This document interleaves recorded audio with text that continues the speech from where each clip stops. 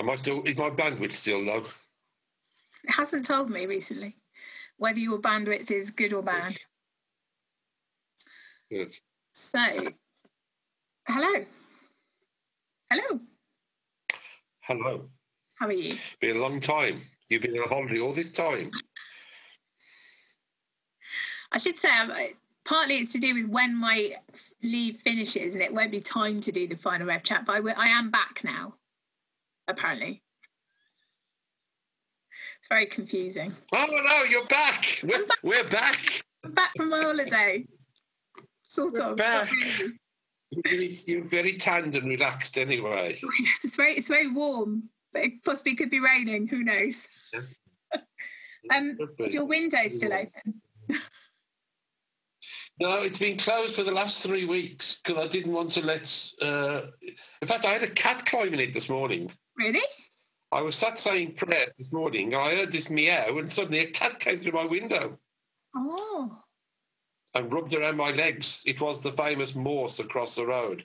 So he was frog marched. I'll just mute myself. Hold on a second. He was frog marched. Okay.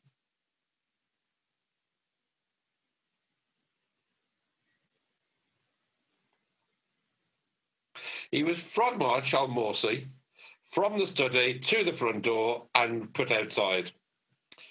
So the window is now well and truly locked. Did he once have a I can't think of Morse's accomplice. He had a brother called Lewis. That's it. He was run over on the road. Poor Lewis. Oh, poor Lewis.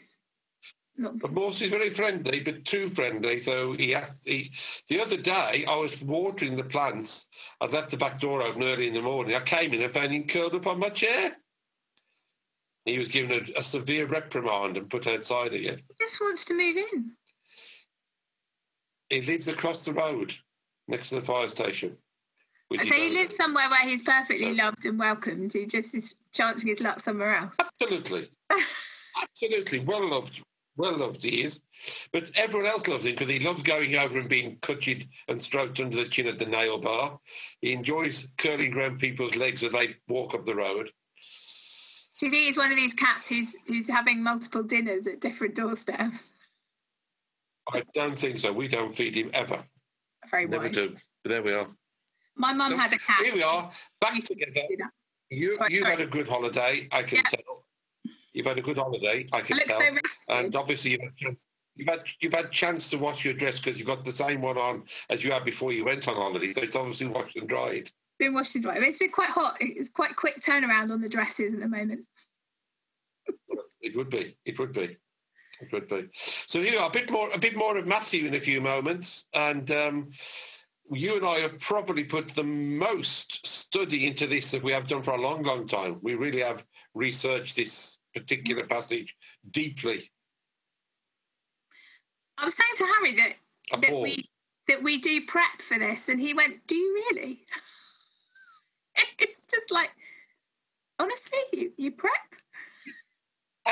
How dare he? I have a feeling I might have to look for the P45 at this rate. He said, I thought the banter was just off the cuff. I don't think he ever watches the theological bit. I think he just turns off after the pause. He obviously has not seen the scripts that we've spent hours preparing for this. Handcrafting. Handcrafted. Right. Shall we pause? Let's pause.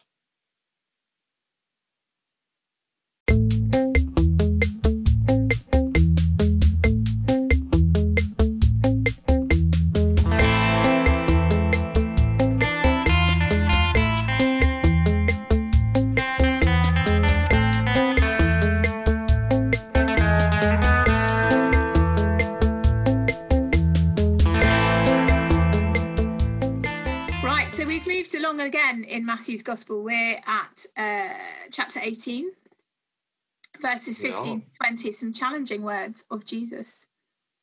They are challenging. They are challenging. So let's have a listen. If another member of the church sins against you, go and point out this fault when the two of you are alone. If the member listens to you, you have regained that one. But if you are not listened to, take one or two others along with you, so that every word may be confirmed by the evidence of 2 or 3 witnesses. If the member refuses to listen to them, tell it to the church.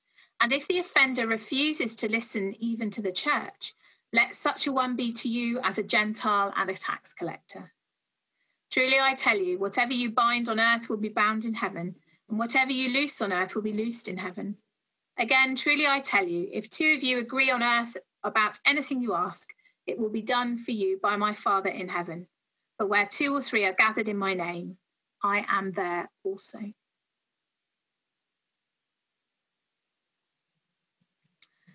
There we are. Yeah, after our extensive study and research, we came to a kind of understanding that Matthew is writing and trying to set some kind of boundaries and guidelines for the Christian community stroke church that he was obviously part of, which means that following on from our reading a few weeks ago, Peter's obviously done something fairly well, because the foundation, the formation of what are known as churches, communities, are being laid down. So here is Matthew, like most of us who have churches, beginning to realise that churches are not always the most attractive places to be, because people do argue, because we're like everyone else in society. We have different opinions. And the boundaries, Matthew obviously feels, need to be set. And so he uses the story about Jesus to try and set those boundaries. And I think, it's very wise guidance, because how many times have we've been in our situations, and I know other people have it all the time. People are saying that, insert thing that they don't like that you're doing. Whereas in fact, what we need to do is, when we disagree with one another, is to come one to each other and to say, I'm struggling with this. Can you how can we find a way forward from it, rather than just all going off and bitching about each other behind each other's backs. And there are many churches that actually still use this model as their way of settling disputes, aren't there? That you bring it to the small grouping, and if you still can't settle upon a joint agreement, you take it to the wider church and ask them to, I don't want to say judge, but to come to a decision that allows the disagreement to be sorted out. I think we use that model. We're told, we use that model, don't we, of going to one-to-ones, and then if there's an issue that can't be resolved, having witnesses to help mediate and listen. And then I don't think I've ever taken anything fully to a church, but there are times when you have to seek a wider counsel of guidance, don't you, to be able to move forward. You do. Absolutely. And if at the end of it all you still can't settle it, then, says Jesus, just be mindful of the fact, on the big day, I will be there to make the decision myself. Yes, what we're binding and loosing in earth is busy being received in heaven. So there's some consequences of this. What the choices we make here on earth have a heavenly consequence.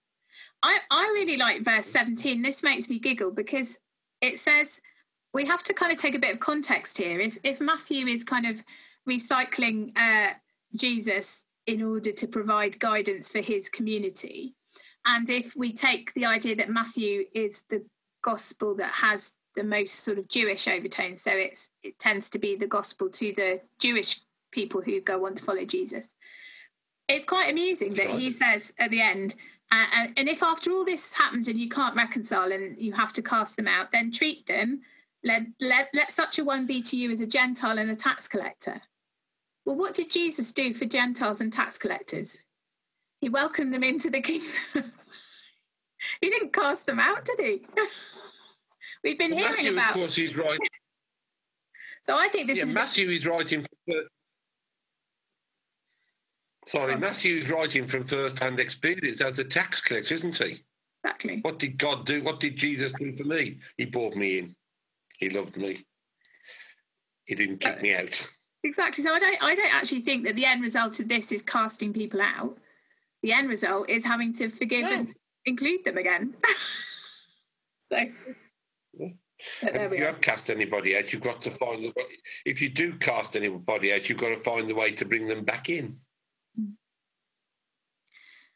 And then that lovely verse at the end, for wherever 2 or 3 are gathered in my name, I am there among them. That's right. Which we often use, in the middle of the winter at a midweek communion on a Saint's Day, when there probably is only 2 or 3 of us. I often use it on a Sunday in the winter, and there are only 2 or 3 of us gathered together. It's true. Yeah, definitely. But there's always purpose in that, isn't there? We're always there to worship God and to be with Him. And I think it's about how we get round this judgment. Because we're all judgmental because we're human beings in a way, and actually it's not for us to reprove anyone who sins. God will do that ultimately when it's needed. I think it's for us, our job is to try and help to resolve the problem before it gets to such a great issue. And if someone has done wrong, then to try and help them to see that they've wronged somebody else and it has to be put right. Well, and you would hope that the Christian community should be a model for this. And we know where there have been huge, amazing transformations in reconciliation led by Christian communities, like up in Coventry, where there's a huge kind of international ministry of reconciliation coming from the Christian community there. And certainly in Northern Ireland, there's huge testimony in Northern Ireland and Ireland of the Christian input into some elements of reconciliation, and in South Africa, and there is great models of where the Christian communities have got it right and have been able to lead in that way of modelling reconciliation in a really strong and transforming way. And that was one of the major roles that, of course, our present Archbishop Justin had, wasn't it? Working with the Reconciliation Centre in Coventry, with all the experience he got of reconciliation in large industry where he'd worked before. And it is about us somehow being able to say, let's find a way around this, and talking has always got to be the way. Shouting at each other never works, but it's allowing us to find a way to support each other. And there we are. It's another good thing for us to think about. Absolutely. On this first weekend in September. Yeah, as the schools go back. We hope, maybe. Yep. This is the trouble at the moment, recording things 3 weeks in advance. We haven't got a clue. We're assuming, as we record it in August, that the schools will be going back, but who knows? And I shall be looking and waiting expectantly for my holiday in a few weeks' time. We're going to have to do this all again in a few weeks, aren't we? We are, in a few weeks' time. We are. There we are. Yeah, there we are. So it's all good. It's all good stuff. And, again, do read it at home. Matthew 18, 15 to 20. It's a wonderful passage. It says so much to us and for our lives and for our Christian communities. Yeah, it's been a good run. Oh, I'm sorry, I talked over you again.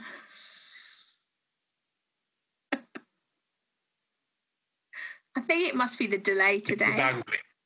It's the bandwidth. It's the bandwidth. It's the bandwidth. Yeah, it's the bandwidth.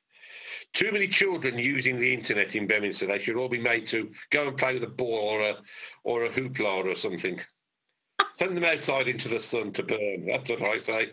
I'll send them up a chimney. Leave the internet to the professionals like us. That's what we need.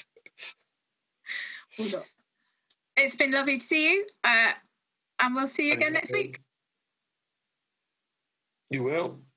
And you can follow us on Facebook, Twitter, Instagram, at Beaminster Team, etc., etc. And in a few minutes of the lovely music chosen by our Supremo in charge, you'll be able to read all that for yourself. Bye-bye.